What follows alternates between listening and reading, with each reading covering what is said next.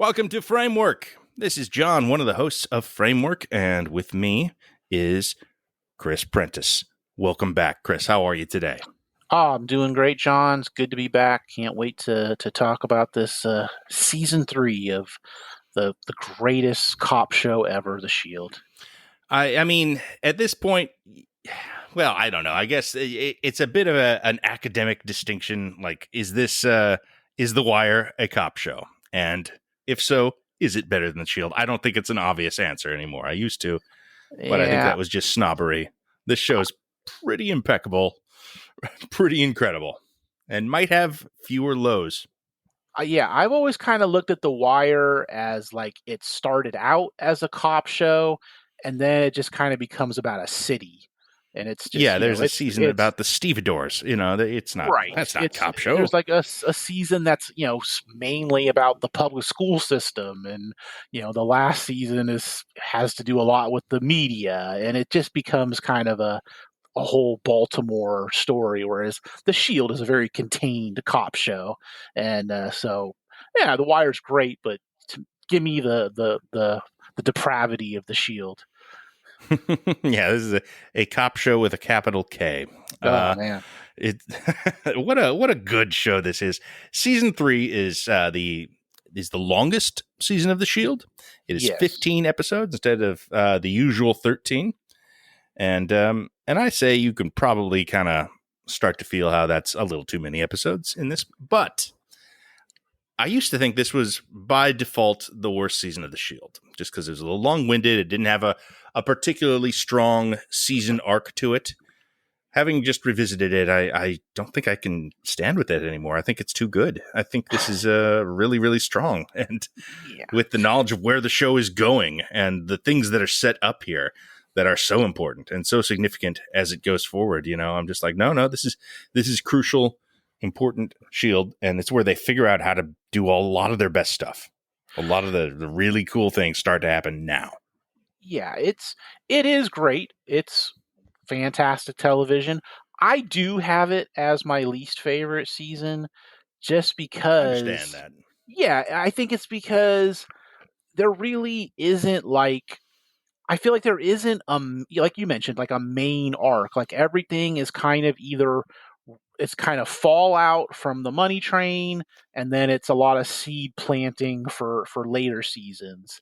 And it just and I think the fact that it has those extra episodes, that it's a little bit paced a little unevenly compared to some of the other seasons, but my God, it's still amazing to watch, and it's just so much stuff happens in this season. It's like a lot of it isn't really related to each other, but it's just so much happens that it's fantastic television. So even though I say it's my least favorite season, that really doesn't mean anything in the grand scheme of things, because it's just so much fun to watch. Yeah, it's like an A- season of television. Right, right, exactly. It's like, yeah. But that's the thing. Like, I don't know. I just watched the first and the second season, and they're both pretty excellent. But this one hits the next gear in some ways. I don't know what the season of The Shield is anymore. But they make choices here that are just like that take them through the entire show. Number one, I think, being Walton Goggins is probably the central antagonist of The Shield. And you figure that out this season, or they figure that out maybe this season. We don't quite get there for a little bit. Once he's had the big fight with Tavon and kind of the fallout from that, it's like, okay, obviously we knew he was a piece of shit from the pilot based on what he's involved with there, but it's like you don't know, maybe it's a character that can be redeemed in some way as the show goes on. But I think in this season, and especially once they get to the fight with Tavon, it's like, oh yeah, he's not going to be redeemed. He's just a very, very awful person. Mm-hmm. And he gets involved with Mara, of course, who is his fiance / wife over the course of this season, which is sort of a Lady Macbeth, sort of a Yoko Ono figure. If in fact the strike team is the Fab Four, she is the Yoko, which I guess demands that Shane Vendrell is the John. I don't know. Does that fit? Okay. Yeah, I think so. I think I that guess would, it because does. it would make sense I mean, given where Vic ends up, that he would be the Paul, just kind of you're right. forever You're going right. along, forever and ever and ever. They are the main drivers of the strike team, just as John and Paul were the main drivers of the Beatles. Right. So that does make sense. We established that Ronnie was the Ringo, I think, in the first season podcast. Clearly, yes. and Lem is comfortably George. Yes, okay, yes, that actually exactly. tracks quite well. Yeah, I think so. Yeah, and Mara, like you said, is Yoko, and yeah, like she definitely feels like a person in the real estate industry. Yeah, this is a character, like, there's some nasty folks on the Shield. Most of them are, the really nasty ones tend to be on the other side of the law. Where's the line there? But I mean, they tend to be dealers or pedophiles haunting the Farmington area. Mara, I don't think they give her much humanity. They really seem to write. Well, what if she's a moral shrew? That seems to be their main take on Mara. They get some stuff out of it, but I mean, she and Shane are just such vile, not bright, unpleasant people.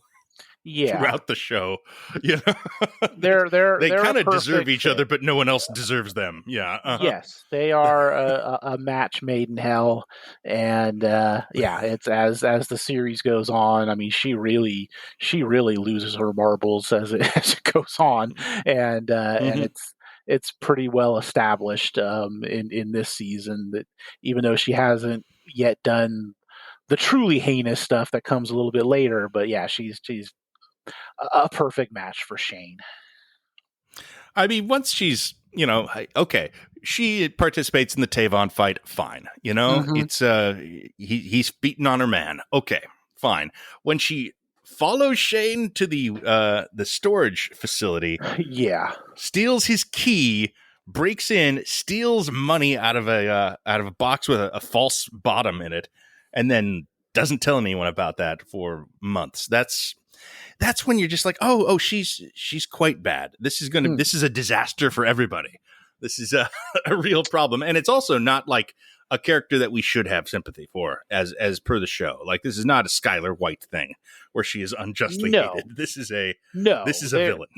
No, and I think the show knows that, and the show is writing it that way. I mean, there's no dimensions to her. No, there's never really an attempt for us to like her in any way. It's like in this season, we don't really like her just because she's kind of messing things up for the strike team, and she's just kind of being a nuisance. But then as the show goes on, it's like there's even way more ammunition for why we wouldn't like her, and I think she's written that way, and she's played that way by the actress who portrays her. Yeah, Michelle Hicks. She's quite good though. I mean, all the performances on this show are always very good, and she just goes for it and is not afraid of being unlikable.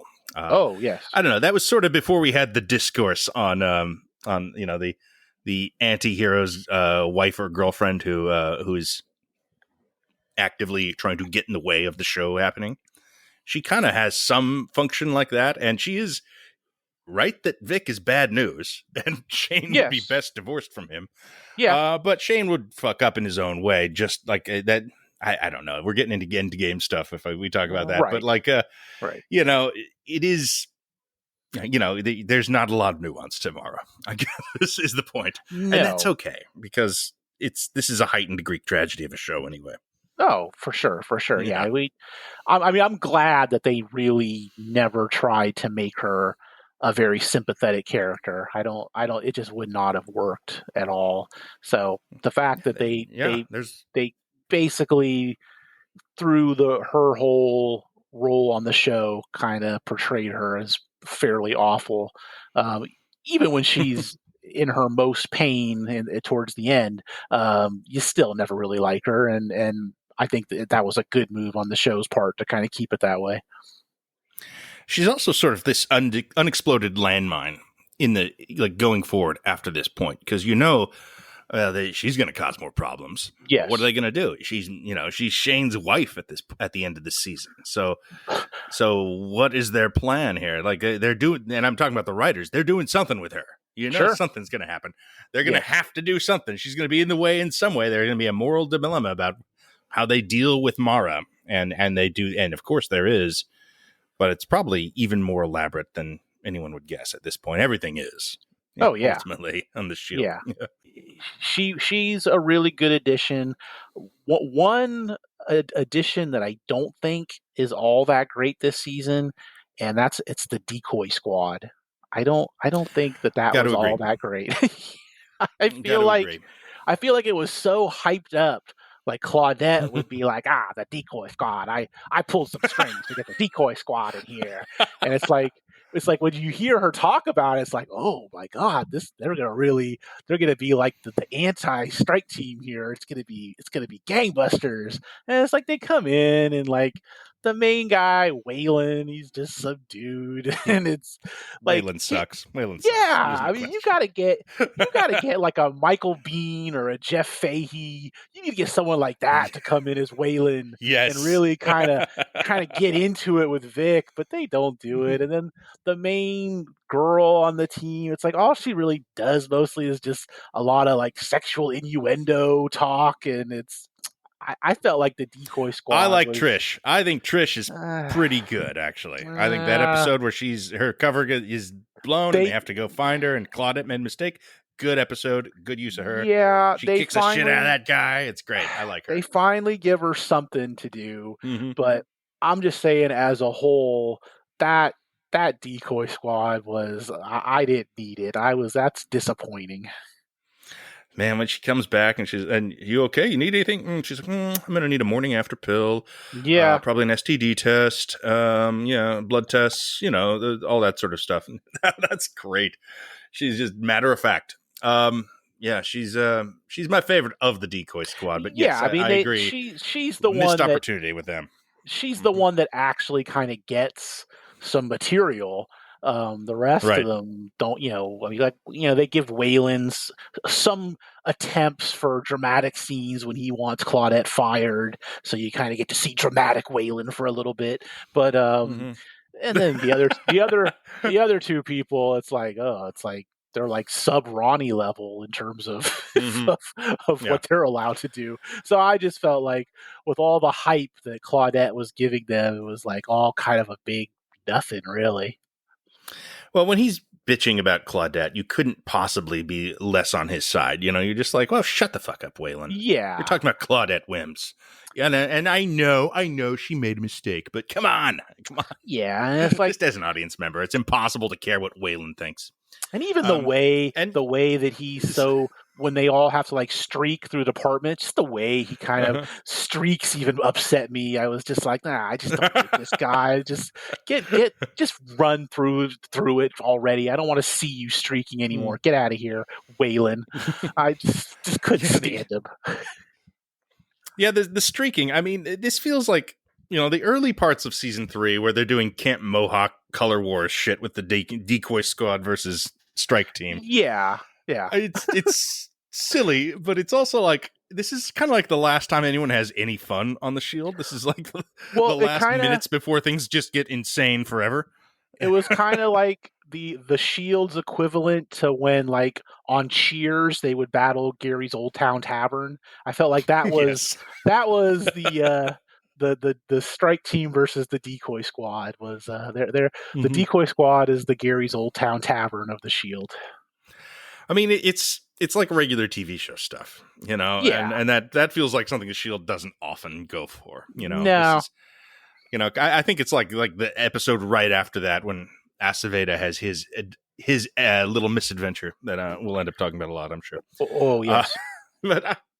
But no, I mean we could now because I'm like done with the Decoy Squad. Yeah, I just felt like I felt like they needed to be singled out and ridiculed, and just I don't know where the guy who played Waylon is now. I don't wish him any ill will or anything. He's I'm sure he's probably a nice man, but definitely a bottom rung reoccurring Shield character.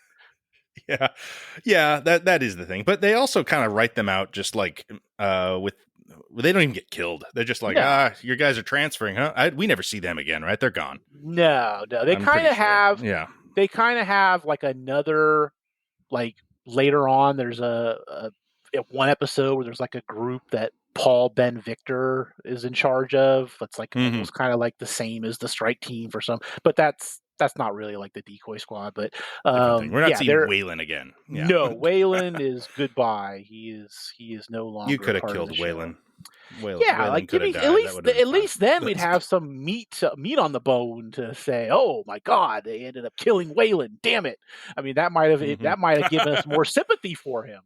But they couldn't even Maybe. do that. Mm-hmm. Yeah. Yeah. I mean, Claudette is excellent in this season. Oh yeah, She's great as always. Um, she is given they put her in an interesting position, which is that she was supposed to take over Aceveda's job, but he decides he's not moving yet right. for personal political reasons. So she's given managerial responsibility, but no real power over the strike team and the decoy squad, and that is an excellent way to sandbag someone at their job. Yes. So Yes. And she does pretty well up until the end, where they kind of just like, oh, okay, we have to remove you from power in some way, so we're going to give you a big reason to screw up your promotion. In the writers' room. I mean, it not the most artful, but like she nails it, man. She's great on this she's show. good, even when if the material isn't quite great, she's just good with it no matter what. It's like whatever they throw at her, she just nails it. And does it. She does that here, and yeah, they need to set her up to have a failure because she can't yet be the captain, and so it made sense in terms of where the show was going. But yeah, it's like whatever miscues they may have had with her character, it certainly isn't on her because she's just mesmerizing every time she's on screen. Yeah, the great CCH Pounder. Yeah, this is the great role of her career too. Yeah, she is not given like the ticks and weirdnesses or even the memorable plot lines necessarily that most of the other characters on this show get. Like Dutch has not a particularly great season, but you can kind of, it's very memorable in a lot of ways what Dutch is up to this year. Claudette is given like kind of a more thankless role, and this is all through the show and in this season. So it's a little easy to kind of write her off. We always say like, oh, well, she's just sort of default the best person on the show, when we're talking about this. Yeah. But man, she's just bringing it in every scene. She pulls this stuff off like nobody else could. And yeah. And I love the way that they've crafted her entire arc over the thing. Like we want to see her as the chief of police here, but it will be forestalled. Yes, for reasons, and so when it does come about, spoilers, it means more, and we're kind of like, yes, we're ready for this. But of course, it's compromised because she's ill. Okay, we'll get to that later. But it's nice. It's well handled, and she really is. If not the second lead, I think we're firmly establishing Shane is second lead of the Shield this year. She's definitely number 3 on the call sheet. She's, the third most important character on this show. Yeah. Yes. I would definitely agree with that. But yeah, and the conscience, really, and the conscience of the show. She's the only. I mean, she's probably pretty much the only character that never really does anything truly heinous. I mean, I'm trying to think about. I mean, Danny. I don't remember her doing anything. Yeah. I mean, Danny's not a paragon of virtue. No. I mean, she's got issues. I thought it was funny how she started the season as like the school resource officer. I thought that was kind of a funny touch. I will say, open the season. I think on the last time we talked about this show, I was thinking, there's actual stakes. Danny gets fired at the end. No, there aren't. She's back in an episode in her exact same role. Nothing has changed. Yeah, They've dropped the Islamic woman who's been harassing her. It's like a hard reset on Danny this year. Yeah. I feel like we could have gotten at least an episode or two of her actually doing the school resource officer job. That would have been kind of interesting. But no, it's pretty quick that she's right back where she started from. Not a great Danny season on the whole. No, I mean this is paltry little plot lines. Yeah. yeah. I mean, I think this. Will she date the CI? I don't care. I don't give a shit. No, Yeah. no, that's not the issue. I mean, they do give her, later on they give her, she has a kid, so they kind of give her more material involved with that. But I feel like they in this season they start to realize that Danny and Julian, there's just so much more with the strike team, and then with Dutch and Claudette, that it's like, we can kind of coast back a bit on Danny and Julian. Yeah, and I mean that's that's not an unusual thing to happen. It could just be like, well, this season, we didn't have as much material for them, but that kind of stays that way, especially with Julian. Julian's like done at this point. Yeah, I mean, he does get his time in the strike team, so that's kind of his, I guess, the only real notable thing that he gets. Yeah. But at least he got to wear street clothes, so I'm sure he probably was happy about that. But yeah, I mean, it's like there just wasn't a lot to do with those characters, and the other characters are just so much more interesting. So that's who you're going to go with. I mean, I'll be honest. I don't fully remember anything that Julian does after this. I remember a couple individual moments, but like plot lines. I mean, for all intents and purposes, I think his storyline ends when he's masturbating into a cup with gay porn, so he can impregnate his wife. That's they the do. End of Julian's story. Even though I know we're talking season 3, they do give him like a real quick scene in the final season where he where they're like in the patrol car, and he kind of sees two men kind of holding hands, and obviously they're in some kind of relationship, and he just kind of looks at them wistfully, doesn't say anything, but it's kind of like, oh, if only I could be who I truly am. It's like maybe 10 seconds, and that's it, and that's literally all I remember doing for the rest of the show.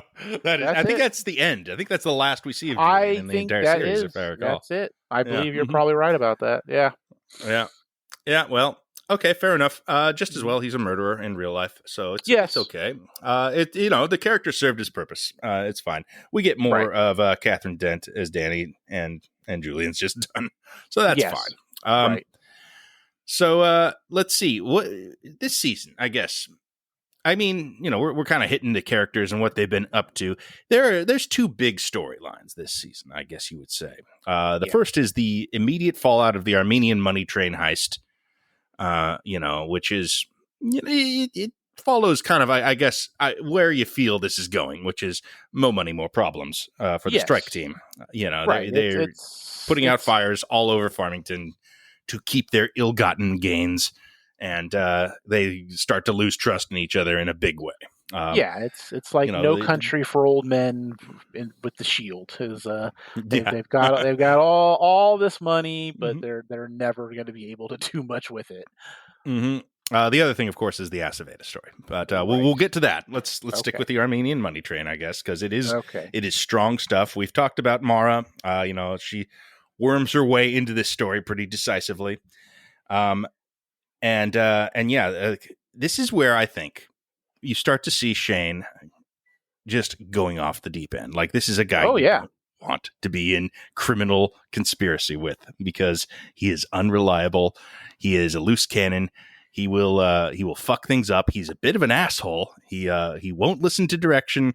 He won't listen to reason. He will do things the way he sees fit, and sometimes he'll act out of spite. So, bad all around. Vic's not great either. No, no. Vic is quite bad. Quite myopic. Quite selfish.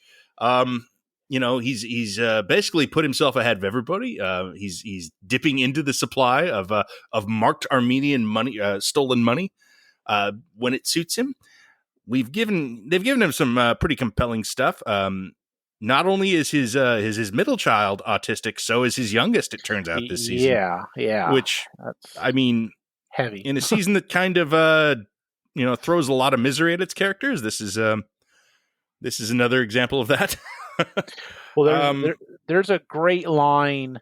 Obviously Vic has tons of great lines, but there's a great line in this season that I think kind of just sums up Vic, where they're talking once they kind of realize that the money is marked and that oh my god, we're kind of in trouble, and somebody suggests, oh, we could take it here, and get it laundered, and we could get like 40 cents on a dollar, and Vic is all like, I want $1 on the dollar. Oh, it's a great line. It's a great line. Yeah. Should have taken it though, as it turns out. I know. Yeah. Yes. Yeah, they got less than that 40 cents on the dollar thanks to Lem.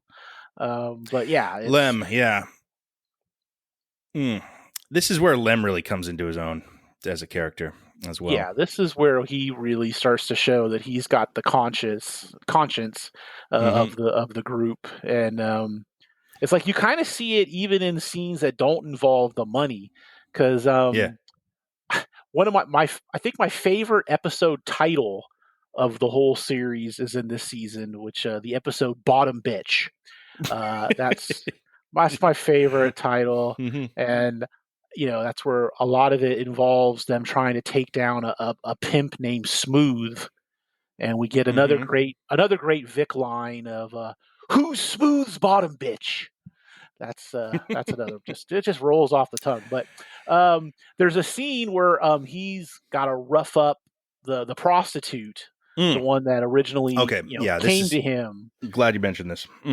Yeah, and there's a scene where Vic basically starts to act like a pimp and kind of shoves a gun in her mouth and is saying all this horrible stuff, and they kind of have Lem as the guy there, almost trying to say, hey, you're going a little too far. You don't need to be doing all this. So it's like they're very much knowledgeable that Lem is the character who's got kind of the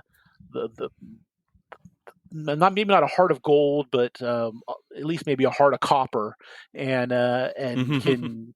And so it's like they're really definitely setting that up in this season, that he's kind of the one that is going to be straying from the team, and he's the one that's just not going to be able to live with the robbery. Yeah, and this is great because you get the sense that Lem is a loyal dude who cares about his friends and otherwise would have had nothing to do with this shit, Oh yeah. Who knows how involved he would be on other things, but he definitely wouldn't have gone this far. And the only reason he did is because he trusted in his friends, and now he's fucked because of that. Yeah. And like that scene that you mentioned, like that one is, it's not uncommon to see a scene on The Wire where one member of the strike team, pretty much Shane or Vic, is going too far, and another one is just like, oh, calm down. You see that scene, versions of that scene a number of times, but that scene with the prostitute, where Vic realizes that the way to get what he needs out of her is to treat her like a pimp would, is one of the darkest scenes yet on the show. That is some intense stuff, and it is a real glimpse into who this guy is. I think it might be as far as he's gone at this point, just in his interpersonal relationships. I know we've seen him he kills the cop in the first episode, but this is a shocking moment, honestly. Even though we think we know this guy, to see him do that, just like, yeah. Because because I guess that's how the sausage is made. Yeah, right. Because by this season, we saw him kill the cop, but it's also so kind of far back in our head at this point that we're just kind of used to seeing him as just kind of this hard ass cop, and he's just he's doing what hard ass cops do on these kind of shows, very extreme. But the scene with the prostitute is like, oh, he's going even a little further than he normally would go, but that's it's what he's got to do to get take Smooth down through the bottom bitch. Well, there's no line for him, is what we're seeing. There's really no line, and this is, I think, the point where you kind of like, okay, I actually don't want to see them get away with this. At least this is where I think you have to get there. Like, you're just like, no, these are definitely not anti-heroes. These are bad guys. I mean, we're already there, sure, whatever. But like, there's the pleasure of seeing them operate, I think, is fully outweighed at this point by just like, okay, this is out of control nonsense. They're as bad as anyone we've seen at this point, and I think that is established repeatedly throughout the show, which this season in particular by just the dead bodies in the wake of the Armenian money train heist. Oh yeah. of people who were uninvolved, and that they're just like, well, wrong place, wrong time for that guy. Yeah. The Irish dude that they plant the money on, but it's not just him. It's like there's probably a dozen people who die because of the Armenian money train this season that had nothing to do with it. Oh just because yeah. they are covering their ass and don't want to get figured out. And yeah. Well, and it's kind of in for a penny, in for a pound. Like they just have to keep doing it at this point, or it's all worth nothing. Well, and of course it is ultimately all worth nothing, or at least only $65,000 a person when Lem burns all the money. But I love that, they have Dutch kind of investigating it, and he's getting closer, and he knows that Vic has had something to do with it. And there's the great scene where Dutch goes into the bar. It's like a bar where Vic was. He was like, I think it's where he was talking to the O'Brien guy at one point, but he goes into this bar and he's talking to the bartender, and he's kind of asking some questions, and he goes to the bartender. He's all, have any other cops come in here? Mackie, a shaved head, redneck partner. Yeah. So yeah, well, I the like redneckness of Shane is Oh, it oozes. I mean, it's like yes. Mm-hmm. He's doing some real redneck shit this season. Some overtly racist stuff with Tavon, or I really like his undercover as a gay hustler. Scene. That's this season, and whereas he bonds with the other gay hustlers over automobile maintenance and pimping his ride and that sort of thing. Yes.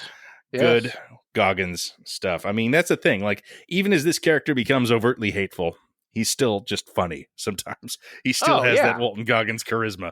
Well, this is the season where we basically get him using the alias of Cletus Van Dam to rent the storage locker. So he does have a sense of humor. Blows up in his face. Yeah. Yeah. Yes. Yeah. Yeah. Perfect. He's so good. He's so cool on the show. The other big thing, I guess, is Tavon. Tavon, the ethnicity hire from the last season on the strike team, seemed to be fitting in well, except Shane doesn't like him because he's black, and also because he's worried he'll take Shane's place in Vic's affections or something like that. Well, that's what basically kind of sets off their fight is Tavon, when he comes to the apartment, they kind of start to get into it, and he says, you're just upset because Vic's going to be trusting me more than you. And then Shane uses the not very often used epithet of darky for Tavon, and that's what really launches the whole thing right there is that moment. Yeah, that feels like a basic Cable workaround for the N-word. Yeah. But they use that word. It's not cool. No. But I guess they do, but they don't want it coming out of Shane's mouth exactly at this point, I guess. Yeah. They do later on. But, he gets there. He does. But yeah, I mean, it's a pretty brutal fight sequence. I mean, very. It's one of the best, exactly what you want from a Shield fight sequence. It's really pretty hardcore stuff. And he's, Tavon ends up in a coma because he gets in a car accident afterwards. And then he's sort of this, another sort of unexploded landmine for the rest of the season, where they're just like, well, how much is he going to remember? Yeah. Are they going to try to kill him? Shit like that is going through your head. And I think that what they end up doing with him, sort of gaslighting him into thinking he beat Mara, who was pregnant at the time, is pretty effed up. And they really milk that scene for all it's worth, man. Making Lem do it. Oh yeah, it's great. Yeah, I mean, I think it's too bad because I really did like his character. I thought he really fit Tavon's into good. The show. Yeah. I thought he was a really good fit, and I thought it was kind of interesting to have somebody on the strike team who doesn't really know all the stuff that they're into or how far that they've gone off the rails, and that kind of added interesting dynamic. So I thought, kind of losing him in this manner was, I mean, it just, it wasn't a huge, I can't stand this, but it was like, I felt like they could have done better than what they gave Tavon. There's a lot going on this show, but you're right. Tavon is one of the better additions, I think, and And I wouldn't have minded seeing him for a longer time. I mean, he's back a little, right? His story's not done. He comes right? back once later on in beyond this season. Right. But for the most part, he's basically done here. Mm-hmm. Fair enough. Okay. Yeah. So that's a strike team. They're they're really amping up into who they are now. This is the mode they're operating in for the rest of the show. This or with the stepped on the gas with nitroglycerin poured on them. This times 10 or whatever. They to an exponential degree. Just tension and chaos and backbiting and murder and shit. So that's them. Yeah. Yes. But it's kind of like off to the races now. I guess season 4 is a little bit of a reprieve because there's other shit going on, but it doesn't stop. And then once season 5 hits, forget about it. But I mean, I think they know what they're doing now. Yes. They the sense of the shape of this thing is cast in stone at this point. This is not gonna. This is a Greek tragedy, and it's going to go bad for everybody because of mistakes they've made, because of compromises, lies, things they tried to cover up, all that. It's going to come back up. You can feel it. That's just the way the show is operating now. And they set up a bunch of those landmines right here. Oh yeah, for sure. I mean, what did you think of them bringing back the Margos character to kind of, it's like they kind of had to have sort of a villain for the last couple episodes. And well, you get nothing out of Margos, Yeah, he's an Armenian assassin essentially. Our operator who's going to come in and get to the bottom of this shit. But really what it comes down to is he's cuts off a lot of feet because if you recall in the one episode he appeared in season 1, he said something about feet. So that really clues him off that he's behind the foot murder. Yes. And, it's Margos is of course played by Kurt Sutter from the show. I will say his role on Sons of Anarchy, that is one thing Sons of Anarchy has better than The Shield. Is the role Kurt Sutter plays is superior on Sons of Anarchy. But like everything on Sons, it just got ridiculous with him as it went along.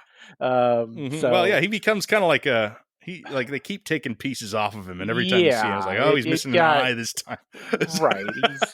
He's like an alley cat that is just constantly losing appendages as the show went on, and certainly he was a better performance on that show, but it just got so ridiculous with that character. So even though he's not really called on to do a lot of dialogue in this on the Shield, but I think he's fine for what he's doing. He's fine. He looks does, creepy. I'm glad they killed him. Okay, glad they got him. Good. I mean, he does have some dialogue before he gets killed. He goes into that house or whatever and he's kind of yelling something about whatever. He's just yelling for somebody, and then that's when Vic gets the drop on him and hits it. Shoots him twice, and that's the end of him. So it's not exactly like a dominant villain for the season, but they had to have somebody kind of be the face of who is representing the Armenians. So I mean, the Armenian retaliation. Yeah. Yeah, and fine, that's fine. It's the Armenians aren't done with Margos, obviously, and it's all just we're ramping up here. So more collateral, more people that died because the money train and stuff like that. That's the point. Margos himself is not essential. It's it's just like, well, we're ending a season here, so yeah, fine. But in a way, I'm kind of glad they didn't try to do more with him because he's not important enough. We don't need this guy to be much of a character. He's just sort of a level boss. Right. I mean, it's already a 15 episode season. We didn't need the Margos backstory episode, where we learned everything there is to know about Margos. So it's for the best that he's a very limited villain for the season. All right, let's talk about Dutch. Okay. And his fun story of the show of the season, the pursuit of the cuddler rapist, which is a very Shield plot line, I would say. Oh yeah. The yeah, a rapist who's targeting women over 70. So you get a lot of old character actresses coming on and be like, no, he didn't do anything. He just robbed me. I don't want to answer questions anymore. You know, a lot of that. I'm going to eat some candy. I mean, this is the least that's how I deal with this. I feel like this is the problem with Farmington is either all the sex criminals, they either want people under 17 or over 70. There's like, there's no middle ground with the rapists in Farmington. Yeah, not fucked up enough, they say. No. It's no. So this is I mean, we're pretty familiar with Dutch chasing after a sexual deviant serial killer, and that's what this is. You can get a famous character actor to come in and play him when he finally shows up. Of course, Clark Gregg, Agent Coulson himself, as the cuddler rapist this season. Good times. Yes. I don't think this is Dutch at his best or the show at its best. Really, it's okay. It stands out in a season of kind of shock and awe tactics. That this is more kind of just excess for excess's sake. And even with David Mamet coming in to direct the big Clark Gregg interrogation episode, I don't know. I don't think that. Okay, so the point of the cuddler rapist is they catch him and he doesn't fit the profile, and Dutch can't figure out what the deal is or why he's the serial killer, and he is asking. He confesses to the crime and is like, why, what is wrong with me? Why am I doing these things? And all Dutch has is sort of I don't know, what textbook kind of labels to put on him that are consistent with his behavior, real Mindhunter stuff. And he's like, no, that's wrong. You don't understand it all. And I think the problem with this is I don't think the show has a profile for him. I don't think the show has any idea why this guy does what he does. No, I think the idea is like, what if there's no reason? Huh? How do you deal with that? And then that's sort of a limp conclusion, especially since he does fit into a lot of the profile that is established. Yeah. Well, certainly, like the job that he had as a courier, he's constantly going to these different areas, and it's I think that storyline. Like Dexter did better versions of this. Like that's the thing. If you can say Dexter did a better version of it, you're not in great shape. Yeah. And it's like we do, like you mentioned, we do get the one episode that is directed by David Mamet, and that's where we get the big Dutch moment of the season with him and the cat. So Dutch and the cat. Yep. Yeah. That's like the number one thing everyone remembers about Dutch from this show. Well, what's funny is that I always, remembered that moment and, Dutch kills the cat. But what I really did not remember and was like definitely surprised me rewatching this season was just how the cat just plops to the ground after it's done. Like I did not remember that part of the cat death at all, and I was like, holy shit, that kind of threw me for a loop. But I read some interview with Jay Carnes where it's like they came to him and said, well, we got some good news and bad news. It's like the good news is you're going to be directed by David Mamet. The bad news is you're going to kill a cat. This is interesting writing for Dutch.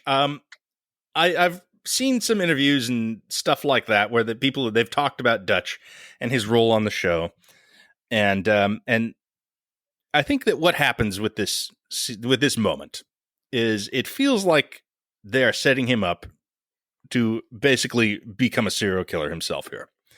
That he's gotten too close to the thing, and they don't actually mean that. They don't want to do that. And it's kind of good they don't do that because it's a bit of a hoary old cliche and wouldn't be terribly interesting if they did. But I think they convinced the audience too well. That's where Dutch is going here. Because, I don't know, I don't think you can ever really walk it back. Watching him murder an animal on screen. And I'm I wouldn't say we lose sympathy for Dutch exactly. I think he's probably one of the more relatable people because he seems to exist in the real world. But yes, you don't trust him again after this. You're kind of waiting for the other shoe to drop with Dutch forever, and it never really does. And I think at the end, and they like not to get it too into season 7, but I remember like they have a plot line where Dutch is framed for being a serial killer, and I think they kind of convinced most of the audience that he was. I think yeah. that's what this interview was about. Like, well, no, we didn't really intend for that. That wasn't the story we meant to tell, but people took it that way, kind of thing. And I think that all starts here. Yeah, I mean, they're definitely like you had mentioned. There's a lot of Dexterish stuff that kind of goes on with Dutch from this point, until that final season, and it really only works because of Jay Carnes, and I just think we're just into that character, and it's like even if the storylines aren't exactly top shelf stuff, we just like watching him, and so it's like we'll kind of go with it. That's really what a lot of the cuddler rapist stuff is. It's it's not as exciting as the Money Train stuff, and it's so. But again, we like Dutch, so we'll go with it. Yeah, I mean, I think you're right on there. I think Jay Carnes is the key to this working. Like, this character is fascinating. This is not like other characters. I mean, we've talked a little bit about how he has, some qualities in common with, the character you expect, a CSI lead, right? Some superficial similarities to, Caruso on CSI Miami or whoever you want to say, but he's doing this other weird thing too that is so say an incredible lack of vanity again. Like, he will just seem like the creepiest guy possible, and I think that's why people took it that way, but it also makes him compelling even when the material isn't there necessarily. He's always really interesting to see on the show, and very much at this point like part of the fabric of it. Like, he's a character that we root for, and it's like they'll come close to something good happening for him, and it's almost like Charlie Brown with the football, and we're like, oh, it's like we're right there, and then they constantly just it's Lucy pulling the football back, and Dutch just goes tumbling, and that's the end of it. But it's like, I at least me, I'm always rooting for him. It's like I always want him to succeed, and I like it when good things happen to Dutch, and they just don't happen very often. Yeah, I do really like how at the end of this season, when he's starting to figure out that Vic's behind the Money Train, he's starting to get a glint of that. Yeah, and Aceveda just gives it up to Vic right away, just like an asshole. And then Vic's tactic here is like, well, I'm just going to high school bully him. We're just going to like make fun of Dutch again, and that'll shut him up. It doesn't seem to work exactly, but it definitely is. It's what you would expect, I guess. There is a lot of high school energy this season between them and the decoy squad, and then with Dutch. It is funny though. It is fun to see, like, oh, he got kicked down the ladder again. He stepped out of line. Oh, and it's constant. Now they're filling his locker with shit again. Okay. Yep. It's just when you think that he's found his place and he's going to be accepted, then they just keep knocking him down more pegs, and that's just what they do with Dutch, and it's always that way. It's like even when they gave him the girlfriend, like in the first season, it's like, that's no fun. We can't have him in a healthy relationship, and it's like, let's just never mention her again, and let's just make sure that he's miserable. We get official word they broke up this season. Yeah. Yes. Yeah. But we never really see that's it for Dutch and dating, I believe. Yeah. It's like, she's been off the show for 2 years. Yeah. It's like the writers. And we can guess why. The writers are like, well, who the hell wants to see Dutch in a healthy relationship? That's ridiculous. Let's get that out of here. We want to see him killing cats. Yeah. Poor Dutch. Yeah.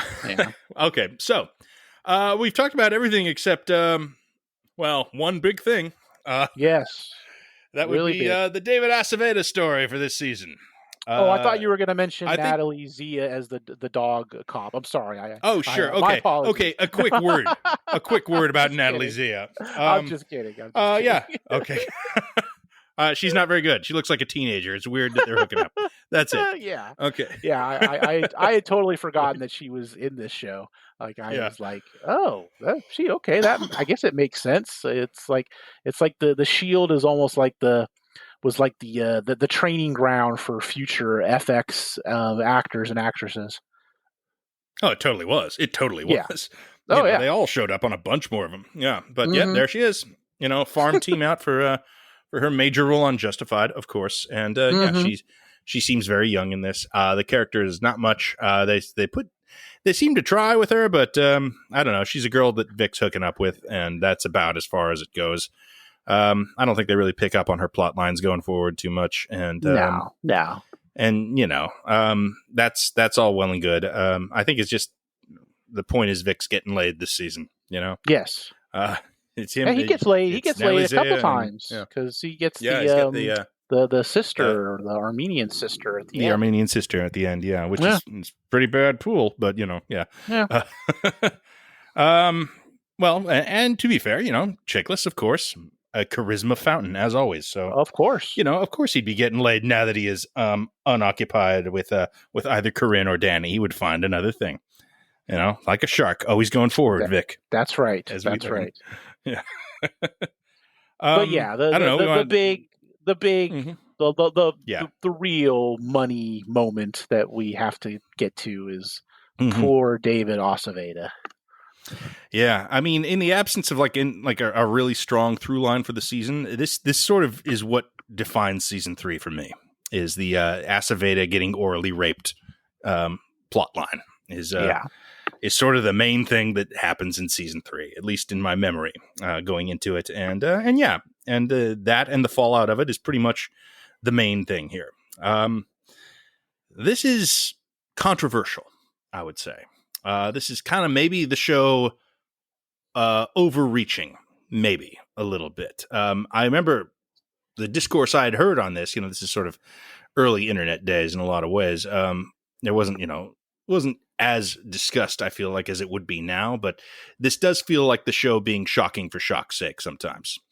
I think Benito Martinez elevates it. Yeah. Quite a bit. He's exceptional as always this season, giving some incredibly demanding material and rises to the occasion. Oh yeah. But yeah, this is kind of like it's something that wouldn't happen on another show.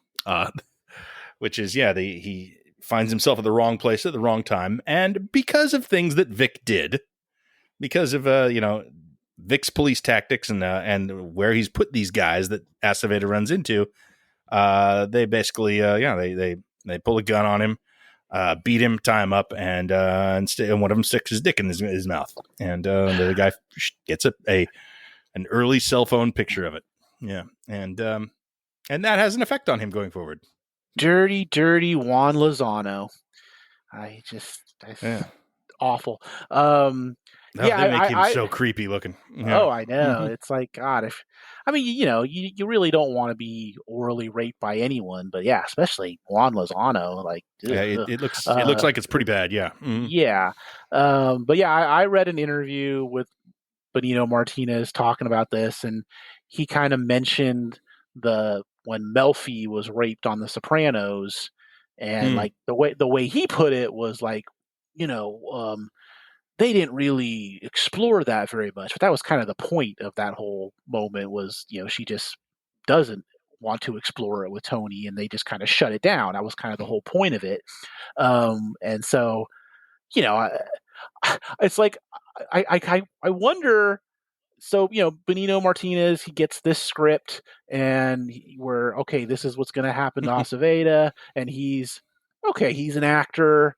It's like, hey, this is going to be challenging stuff. It's like, it's going to be very difficult to film this, and this is going to be very heavy. But, hey, for the good of the show, this is good material. I'm going to do this. And yeah, this is the right move for this character. So, so they do the scene, they film it, it's there, it airs, people react. But I wonder if at any point did Benito Martinez go to like the people behind the scenes, Sean Ryan, and be like, hey guys, do we need to have the assault in every single previously on the Shield opener for the show? Can we not have it on every single one? I mean, yes, yes, I did the scene, but we don't need it. It's every week. I swear. Man, I'm getting so used to the previously on the Shields. Like I think if memory serves, like I don't know, they made you suck. Oh, yeah, his wife. Yes, see that many, yes, many times. Great. Might be the thing you see most in the previously ons after we killed a cop. Oh yes, yeah. That's number one, and yeah, that's number one for sure. The Aceveda assault has got to be number two. I feel like it's like all over the previously ons, and it's like I just wonder if he was like, "Hey, can we just cut it with the whole previously on?" It's like, and yes, it really is I mean, it defines him going forward for sure, which is too bad for Aceveda. But it also like if Aceveda is in an episode, they're going to show that clip. Oh, I know. Like. Yeah, I mean it is a your big reputation moment precedes you, Aceveda. Okay. Oh yeah, I mean it's like that moment is brought up a lot as the series goes on. It's like it's definitely the opposite of Melfi. It is not shut down. It's like just when you think maybe it's over with, then it pops right back up again. It's interesting in the context of the episode it happens in. It feels like what they're doing is it feels reckless, honestly. It because it's a big cuddler rapist episode. I think that's the one with a lot of the character actresses showing up. And it's all about rape and how rape makes you feel, and like how violated and humiliated, and all the bad things you associate with rape. And then it feels like they're doing it, and it can happen to Aceveda too. It can happen to anybody at any time. Kind of alarmist creepiness. It doesn't actually matter in that episode because we've gotten everything already from the character actresses who are doing a good job playing, the shame of this situation. And it just feels like massive overkill within the context of the episode, and yeah, I think that they go out of their way to make it a major thing. It is a huge, huge part of the story, obviously, for Aceveda especially. So I can't really say it's just shock value. There's some really great scenes that come out of it. The scene with his wife in this season is incredible. Right. And I think it kind of, for a character that you're kind of wondering, well, geez, once he gets on the city council, like what's he really going to do on the show, is I think it does give him a lot the following season, where he's kind of, working it out in maybe not the best way, but it does give him a lot of material, at least for that season. So I think it's good in the sense that it's a character that you didn't really know what they were going to be doing with him going forward, and it does put a little more fuel in the tank for them to use. Kind of, but it also is just sort of like, well, Aceveda is going to be running this. He's been in the city council after this, so I don't know. What do we do with him? Yeah. What if he gets raped in the face? It's a little cavalier, a little bit excessive, shock for shock's sake. I do think that's still true, even though they get a lot of mileage out of it for sure. But it is kind of just, I don't know. I don't think this is the show at its best. This plot line, it's. Yeah, I mean, I don't even know if it's Benito Martinez at his best. He's so good at just being, at injecting regular bureaucrat stuff with gravitas and importance. So. I don't need them to do this to him to keep him on the show and doing stuff. But he acquits himself very well. Yeah, I do have to commend the episode. It's the only episode of television that I know of where that ends with a character dry heaving over a toilet. That's the last. That's it. It's like cut to credits. Just dry heaving. Cut to credits. I feel like there must be another show that has done that. I feel like Breaking Bad probably could have done that. Sons could have done that. I was going to guess Blossom. I thought maybe there might have been a Blossom that might have ended that way, but who knows? Just I like a didn't watch pop the whole song run. as the credits roll. Yeah. Oh yeah, you know, In very my special. opinionation, the sun is surely gonna shine. There was there. I remember there was a very special episode of Different Strokes where it was Kimberly was like bulimic, and there was a lot of her throwing up in the episode. But I don't think it ended with her throwing up. But there was a lot. There was a lot of her throwing up in the episode. It was very special. I had never heard of bulimia until that episode. It might be fun to go back and find a lot of those very special episodes, and Oh see my how god! they handled hot button topics on 80s sitcoms, because I have some strong memories. What's the Gary Coleman one, of course. The Gordon Jump bicycle store owner. Holy the bicycle Lord. store, yeah. Oh God. Shit like that. I'm sure most of them are more just like, well, your aunt is alcoholic, but there's some real gems like the bicycle shop. Well, I think maybe my favorite is the family ties with Tom Hanks striking Michael J. Fox. That's my number one. Oh, right. The very special episode. Right. Yeah. Uncle Ned. Oh yeah. There's the weight loss pills on Saved by the Bell, of course. Oh yeah. Yeah. Classic. Anyway, that's perhaps a story. I mean, that's not what The Shield is. Like every episode of The Shield is kind of like that. They have some sort but not quite, not great quite transgression. Yeah. Dry heaving in a toilet type stuff at the end. That really jumped out at me for this particular episode. It's a visceral moment, man. You can just taste it. This is a show you feel. There's a texture to this particular show, man. There's certainly a grimy vibe that you can. This is a visceral program, and a really good season of this. This is a terrific season of a very good show, and as I think we've said, one of the lesser seasons. Sure, I kind of turned around on it. There's too many episodes this season. There's just too many. 15. You are definitely in the long season run with 15 episodes, and it's hard to make that work when you're doing a serialized thing. I mean, I guess back in the day, that's what they did, but I think it's been a good evolution for television that we stopped there doesn't have to be 24 episodes in a season.